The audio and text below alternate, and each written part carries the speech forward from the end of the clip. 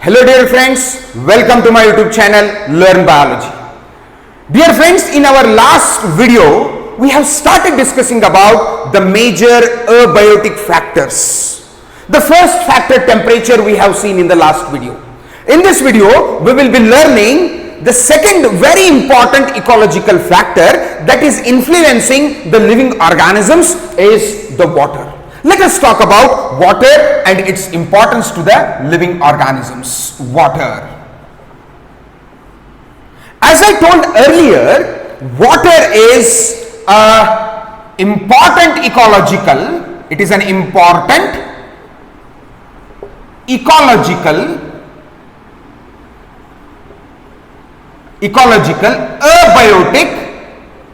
abiotic factor that is influencing almost all the living organisms. It is influencing almost all the living organisms. And the first evidence of life during the course of evolution, the first evidence of life during the course of evolution, that means the first living organism is originated inside the water.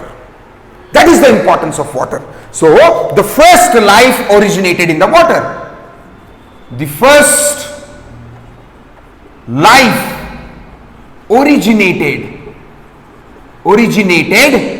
in water. The first life is originated in water.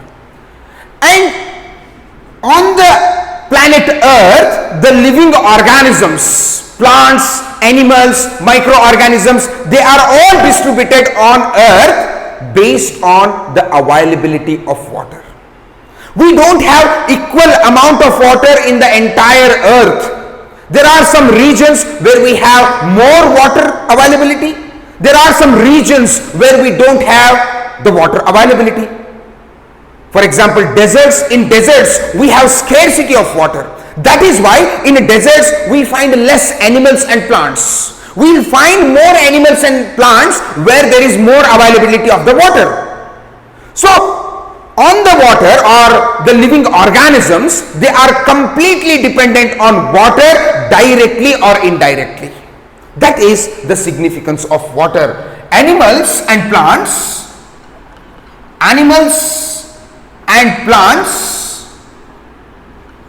are distributed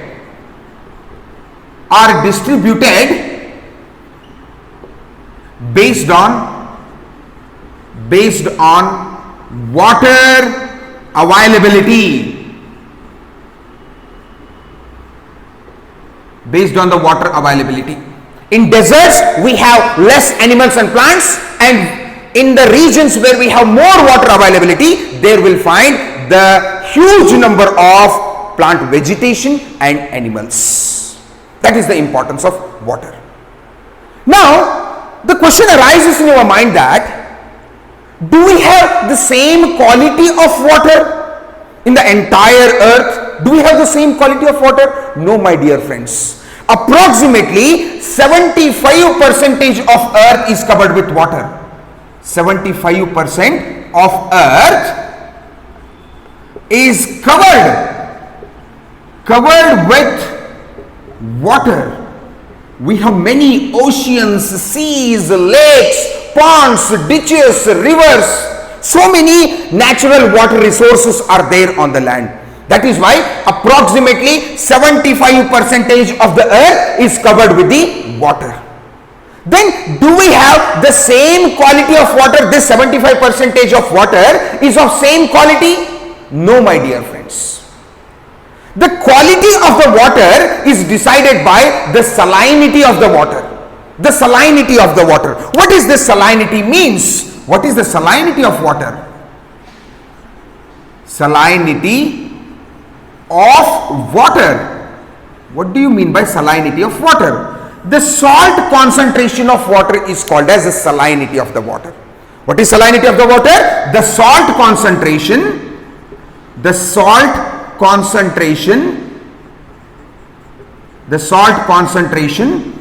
of water is called as the salinity of the water, and this salinity of the water decides the quality of the water. Based on the salinity of the water, the water on the land is divided into three different categories. There are three different types of water based on the salinity of the water. The first water is inland water. The first type of water is inland water. This inland water, it is also called as fresh water. It is also called as fresh water. Fresh water. And the second quality of water, it is called as, the second quality of water is called as saline water, or it is also called as marine water.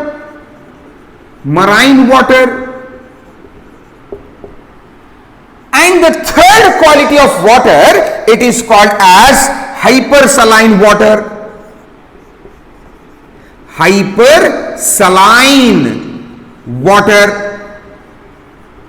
This classification of water is completely dependent on the salt concentration of the water.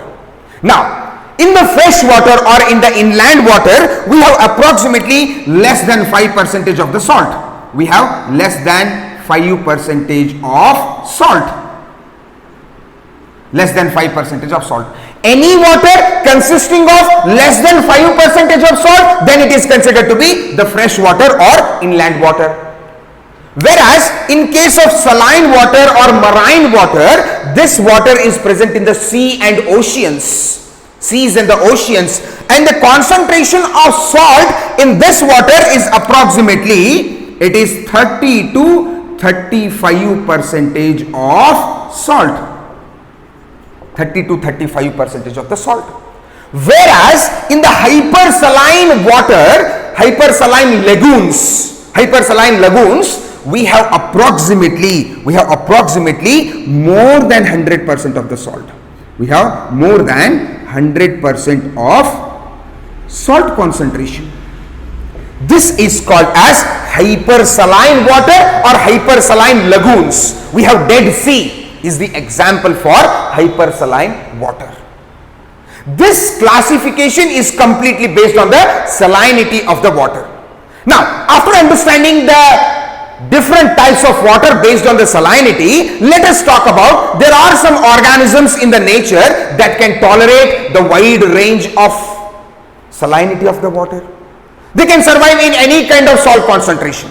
But there are some organisms, there are some living organisms which cannot tolerate the wide range. That means they cannot survive at a high saline water or low saline water. They require a proper salinity of water for their survival.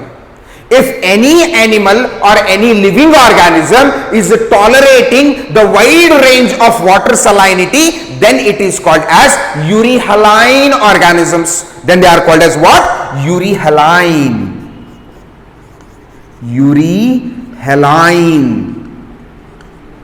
organisms. Euryhaline organisms. Then the second one is stenohaline organisms. What is euryhaline organisms? We have, while discussing the temperature, we have seen that there is a eurythermal organisms, stenothermal organisms. Eurythermal means they can tolerate the wide range of temperature, whereas stenothermal means they can tolerate the narrow range of temperature. In the same way, we can also define the euryhaline organisms and stenohaline organisms. What do you mean by euryhaline organisms? The organisms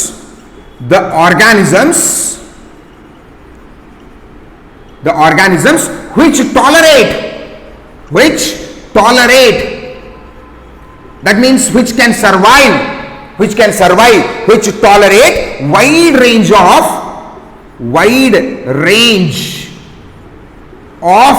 water salinity.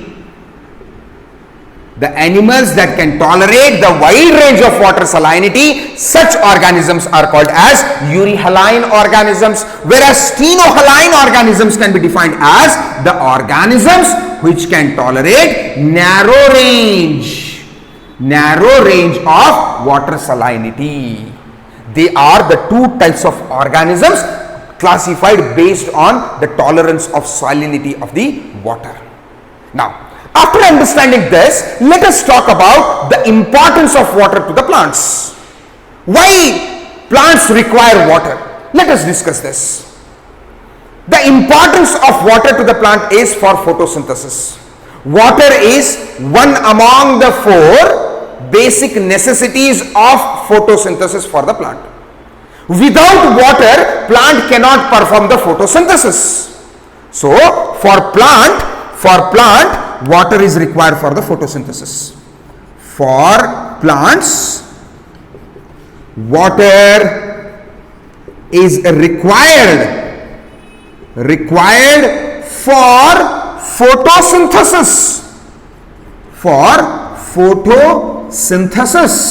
If the plant is not performing the photosynthesis, that means it is not preparing the food. If the plants do not prepare the food, how the consumers should survive in the nature? They are the producers. Plants are the producers. If the producers are not producing the food, then the consumers will be die due to the scarcity of the food. So, for the preparation of food, again we need water. Again we need this water. Then, from where these plants are getting the water? We know that plants are absorbing the water from the soil. Plants are absorbing the water from the soil through the root hairs. That means water is present in the soil. Whether all the water which is present in the soil is available to the plants? Whether all the water which is there in the soil particles is available to the plant? No, my dear friends. Based on the availability of water to the plants which is present in the soil, water is classified again into 3 different categories. There are 3 types of water which are there in the soil. The first type of water which is present in the soil, it is capillary water. It is capillary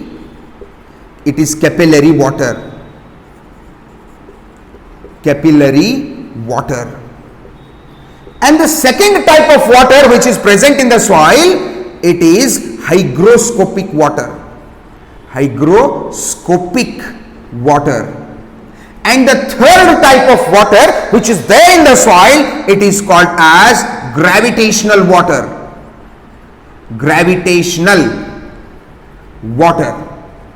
They are the 3 types of waters which are there in the soil. Whether all these 3 types of water are available to the plant? No, my dear friends. What is capillary water? The water which is present in between the soil particles. How is the capillary water? Say for example, these are the soil particles. They are soil particles. In between these 2 soil particles, if the water molecule is present, this is water molecule. This type of water which is there in between the soil particles, it is called as capillary water. Then what is hygroscopic water? Hygroscopic water means the water which is physically get attached to the soil particles. It is physically get attached to the soil particles. Here one thing we have to understand is, if this water molecule is attached to the soil particles with a great force, there is a strong bond between water molecule and the soil particle.